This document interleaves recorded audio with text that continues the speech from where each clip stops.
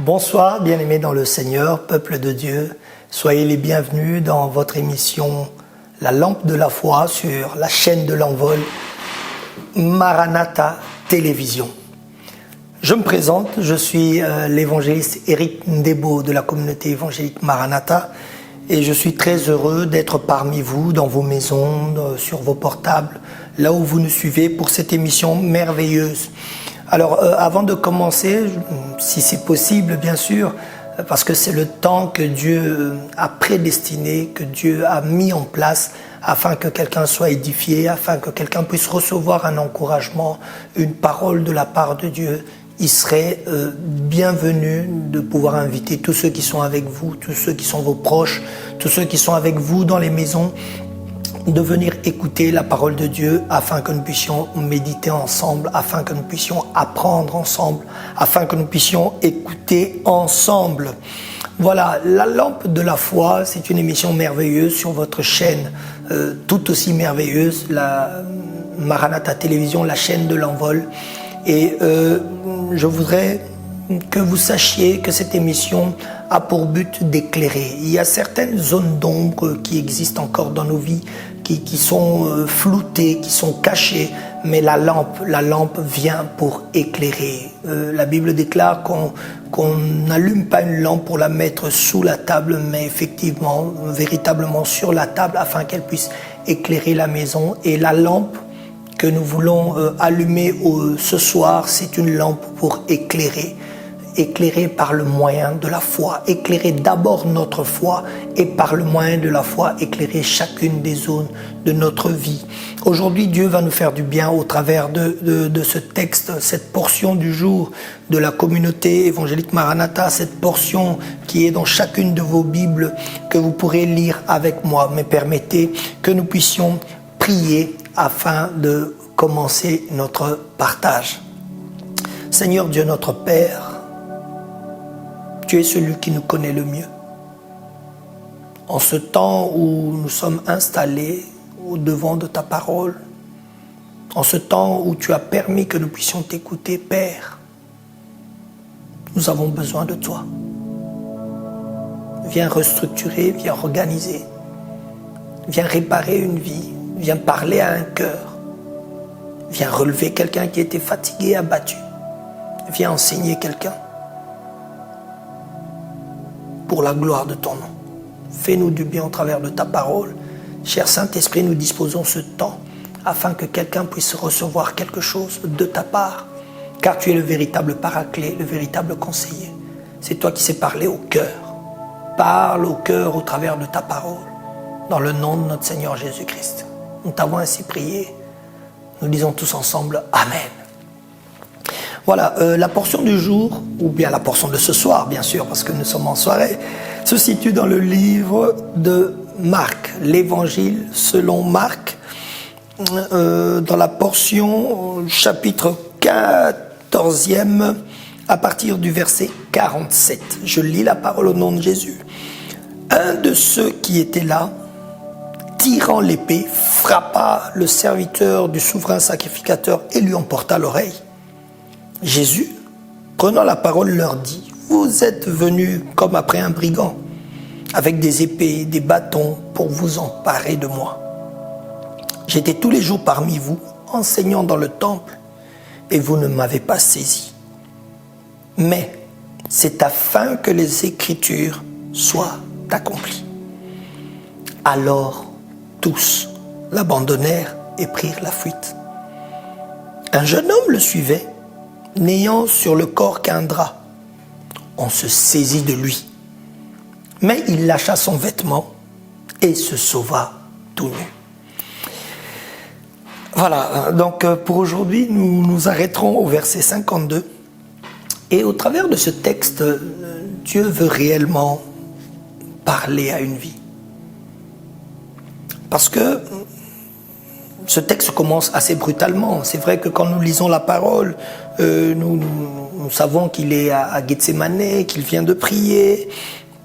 Et voilà, c'est le temps de la livraison. Judas vient le trahir. Judas qui était une mauvaise semence, que tout le monde avait vu d'ailleurs. Parce que si vous vous souvenez bien, ils étaient à table. Jésus dit, celui qui trempera le pain, en même temps que moi, avec moi, c'est celui-là qui me trahira. Mais je me dis, où était cet homme qui sort son épée? Où était-il pour ne pas, excusez-moi le terme, découper l'oreille de Judas? Pour lui dire, mais qu'est-ce que tu veux faire? Mais il y a une chose que je sais, c'est que Dieu a des plans qui nous dépassent. Dieu a des plans qui te dépassent. Dieu ne fait pas les choses comme un homme. Souvent, nous avons tendance à penser, nous sommes à l'image de Dieu, ça veut dire que Dieu fera des choses comme nous. Non, Dieu fera des choses au-delà de notre entendement pour qu'il reste Dieu. Vous savez, quand on construit une maison, les gens ont toujours tendance à voir des murs s'élever. Mais ils oublient qu'avant que les murs s'élèvent, on creuse d'abord. Quand vous n'avez pas la connaissance de pourquoi on creuse, vous allez vous dire, mais on ne construit pas par le bas, on construit vers le haut. Mais c'est quelque chose de nécessaire. Et Dieu est le sage architecte. Il fait des choses, il fait des agencements, il écarte certaines personnes pour en placer d'autres, simplement parce qu'il a un plan. Et c'est ainsi que Jésus dit, c'est afin que les Écritures soient accomplies. Il y a quelque chose d'important dans cette parole parce que tout passera, mon frère, ma soeur, tout. Je vois comment les gens changent de vêtements, changent de manière, de style, mais ce sont des choses qui reviennent. C'est passé il y a 10 ans, ça revient. C'est passé il y a 2 ans, ça revient. Telle chose, on a l'impression que c'est nouveau, mais la Bible dit qu'il n'y a rien de nouveau sous le soleil. Tu penses que la personne qui te trahit aujourd'hui, mais non, on a trahi déjà des gens et des gens. On a abandonné des hommes et des hommes. Tu n'es pas le nouveau, tu n'es pas le premier, tu ne seras peut-être pas le dernier. Mais tu dois savoir une chose, tout passera. Mais les Écritures, cette parole, ce livre qui te semble si anodin, ce livre que tu déposes dans le coin de ta maison, ce n'est pas le livre à abandonner, car ces Écritures-là ne passeront pas. La Bible déclare qu'il n'envoie pas sa parole. Il envoie sa parole et sa parole ne revient pas à lui sans avoir accompli ce pourquoi il l'a envoyé. S'il y a une parole qui vient pour ta vie, s'il y a une parole qui arrive à tes oreilles, une parole de Dieu qui arrive à tes oreilles, c'est qu'il y a un effet. Je dis toujours à ceux qui m'entourent, si tel événement m'arrive, c'est que Dieu veut m'enseigner quelque chose. Et je me replonge dans la parole pour voir qu'est-ce que Dieu veut me dire. Ici, ces hommes pouvaient l'arrêter à maintes reprises. Quand vous lisez les évangiles, vous allez vous rendre compte qu'ils voulaient le saisir, mais il leur échappa. Parce que la parole devait être accomplie. Ce qui avait été prédit, ce qui avait été dit depuis la nuit des temps devait s'accomplir. Il devait être arrêté. Et lorsque le moment est venu, j'aurais pu parler de Gethsémani, mais ce n'est pas le jour. J'en parlerai une autre fois. Il faut que la parole s'accomplisse. Les promesses que tu entends de la parole de Dieu, quand une promesse te touche, sache que c'est une promesse pour toi. Et si tu la prends telle qu'elle, si tu actives ta foi, si cette parole te saisit, garde-la comme tienne. Elle affectera ta vie. Il faut que les Écritures s'accomplissent. Il faut que les Écritures soient accomplies. Et je vous le dis, bien-aimés dans le Seigneur, les signes des temps, tout ce qui est en train de se passer, les mises en place, les retraits, les victoires, même électorales, sont en train de mettre en place ce que la parole de Dieu a décrit. Et je dis à quelqu'un, la parole de Dieu s'accomplira dans ta vie. Les promesses de Dieu, écoute, tu n'as pas entendu la parole de Dieu en vain. La Bible déclare que la foi vient de ce qu'on entend et ce qu'on entend vient de la parole de Dieu. Si tu as entendu la parole de Dieu, elle a fait naître quelque chose en toi. Elle a fait naître une foi, une espérance.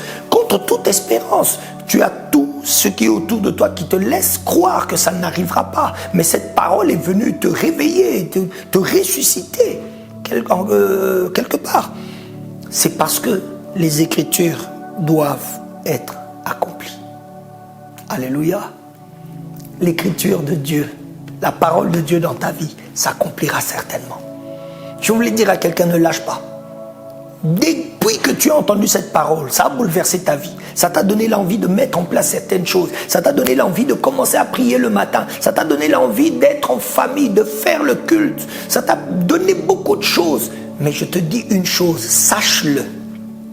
Les Écritures doivent s'accomplir. Alléluia. J'avais tellement de choses à partager, mais je pense que Dieu veut que tu saches que les Écritures s'accompliront certainement.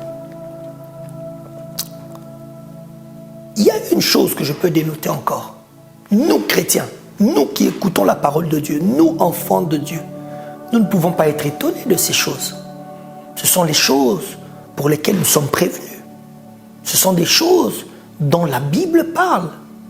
Mais aujourd'hui, le chrétien réagit comme si c'était quelque chose de nouveau. Non, bien-aimé. Ce sont des choses qui sont en train de sonner à ton oreille. Prépare-toi, car le jour est proche.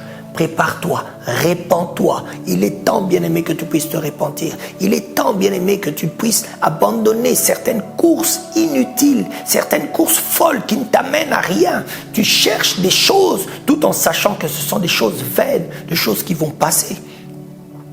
Il est temps que tu te recadres sur la parole de Dieu.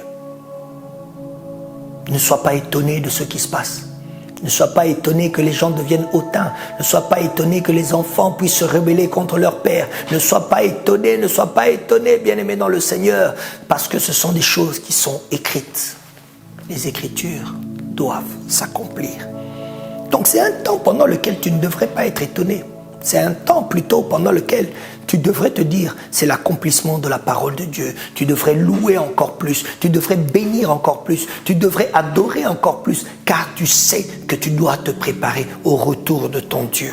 Oui, car Jésus revient, Maranatha. Maranatha, Jésus revient, notre Seigneur revient. Et puis, je lis ici, alors tous l'abandonnèrent. Pourtant, si vous lisez plus haut, vous allez vous rendre compte que Pierre, que Jésus a prévenu que tu me renieras. Bon, il avait dit quelque chose dans le verset 31, il dit, mais Pierre reprit plus fortement, quand il me faudrait mourir avec toi, je ne te renierai pas. Et tous dirent la même chose. Tous dirent la même chose au verset 31, c'est-à-dire dans la même soirée, alors qu'ils venaient de faire la Pâque, mais tous, la Bible dit, alors tous l'abandonnèrent et prirent la fuite. Oh bien-aimé, chacun de nous a l'occasion de tenir au moins sa parole. Chacun a l'occasion de pouvoir garder ferme sa foi. Chacun a l'opportunité de pouvoir au moins honorer sa parole. Quand la Bible dit qu'il fallait que les Écritures s'accomplissent, ça veut dire que ce que Dieu a dit devait être accompli. Si nous sommes donc à l'image de Dieu, nous devons être ces hommes, ces femmes qui gardent ferme leur parole. Oui, mon frère. Aujourd'hui, beaucoup de choses te sont arrivées simplement parce que tu as renié ta parole. Tu avais fait des promesses que tu ne tiens pas. Non pas que tu n'as pas la capacité de tenir ces promesses, mais tu as cédé librement. Je pourrais dire vaguement. Je pourrais dire avec nonchalance, tu as cédé. Mais pourtant, tu es un homme de certaine fermeté. Tu es un homme qui pouvait garder ta manière de fonctionner. Tu es un homme qui pouvait rester droit. Pourquoi t'es-tu éloigné du Seigneur? Pourquoi t'es-tu incliné devant les choses de ce monde? C'est possible de se relever. C'est possible de redresser la tête. Dieu dit à Caïn, pourquoi baisses-tu la tête? Pourquoi gardes-tu la tête basse? Tu aurais pu relever ta tête. Mon frère, avec Jésus, c'est possible de relever sa tête. Avec Jésus, tu peux te redresser. Tu as peut-être mal fait les choses, mais il est temps que tu puisses te redresser. Tu as peut-être dit des choses auxquelles tu as pensé que tu ne tiendrais pas, mais il est temps pour dire je tiendrai mes promesses. Tu avais promis à cette fille le mariage, mais tu veux céder pour rien, pour aucune raison. Mon frère, il est temps que tu tiennes ta promesse. Ma sœur, tu avais promis de t'occuper des enfants, mais pourquoi as-tu abandonné? Tu peux le faire, même si les circonstances te montrent que nous avons l'occasion de fuir. Nous avons l'occasion de nous arrêter. Mais Dieu, par cette parole de ce soir, vient te dire, tiens tes promesses. Tu as fait des promesses, garde-les. Tiens ta parole. Relève la tête, mon frère. Ne sois pas abattu. Oui, le Seigneur est pris. Oui, le Seigneur est arrêté. Mais il l'avait prédit. Il l'avait dit à ses disciples qu'on arrêtera le Fils de l'homme, qu'on le clouera. Ils ont fui. Mais ce qui m'intéresse encore, c'est qu'il y a celui qu'on appelle un jeune homme. Peut-être innocent, qui n'avait sur lui, sur le corps qu'un drap. Il n'avait pratiquement rien. Mais c'est quelqu'un qui a pris une décision. La Bible dit qu'un jeune homme le suivait. Les disciples qui avaient des enseignements, les disciples qui connaissaient la parole de Dieu, qui avaient été prévenus, deviennent comme aujourd'hui le prêtre qui passe à côté du Samaritain, à côté de l'homme battu, celui qui avait quitté Jéricho, celui qui a été battu, frappé par les voleurs. Les prêtres passent à côté. Les sacrificateurs dévient leur chemin. Les pharisiens n'en parlons pas. Mais comme ce jeune homme, tu peux être le Samaritain qui se dit vents et marées, je vais suivre. Je vais le suivre. J'aime ça parce que c'était un jeune homme. J'aime ça parce que c'est quelqu'un qu'on n'aurait pas pointé du doigt lorsque les soldats arrivaient. J'aime l'attitude de ce jeune homme. La Bible dit qu'il le suivait. Avant qu'on puisse l'interpeller, bien sûr. Il le suivait. Alors que les apôtres, ceux-là qui avaient promis, ceux-là qui avaient dit, nous ne te renierons pas, ceux-là qui avaient dit, nous te suivrons, ils ont fui. Tu n'as pas besoin de connaître tous les versets de la Bible. Tu peux être le petit qui balaye seulement l'église, mais qui est attaché à Dieu. Tu peux être la petite qui ne connaît peut-être pas tous les chants, mais qui se donne à fond pour pouvoir bénir son Dieu, pour pouvoir lui rendre grâce, pour pouvoir l'honorer.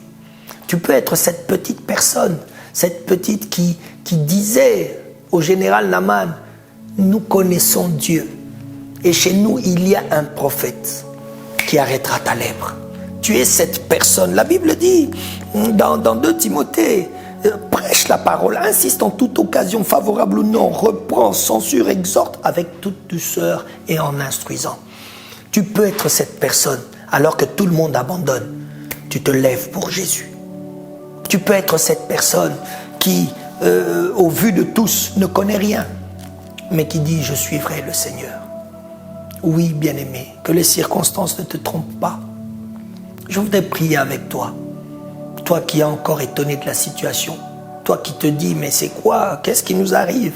Non, ce sont des choses pour lesquelles tu étais prévenu.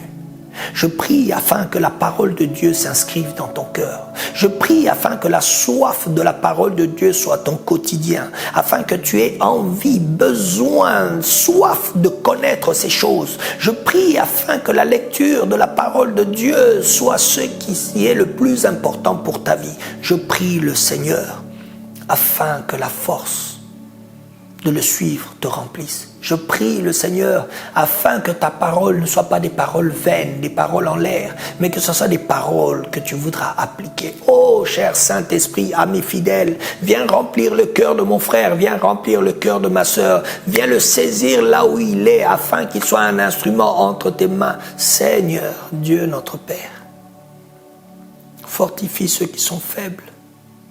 Fortifie ceux, ô Dieu de grâce, qui pensent qu'ils n'ont plus la force de continuer. Remplis-les de toi, relève-les, guide-les sur ton chemin. Car la parole doit s'accomplir. Viendront des temps de cris et des grincements de temps. Seigneur, fais résonner cette parole dans les cœurs. Je prie afin que tu te prépares au retour de notre Seigneur. Sois fortifié, sois béni, et que le nom de l'Éternel soit glorifié dans ta vie, dans ta famille et dans ta maison. Au nom puissant de notre Seigneur Jésus-Christ, nous avons ainsi prié. J'entends quelqu'un dire avec moi, Amen. Voilà, c'était l'évangéliste Éric Ndebo sur votre chaîne Maranatha Télévision. dans votre émission La Lampe de la Foi. N'hésitez pas, surtout, n'hésitez pas à vous abonner à la chaîne, partager, liker, commenter cette vidéo. Je vous dis merci et je vous dis à bientôt. Mais je lirai vos commentaires de manière à ce que nous puissions entretenir des discussions s'il faut pour la gloire de notre Dieu. Soyez bénis et à la prochaine.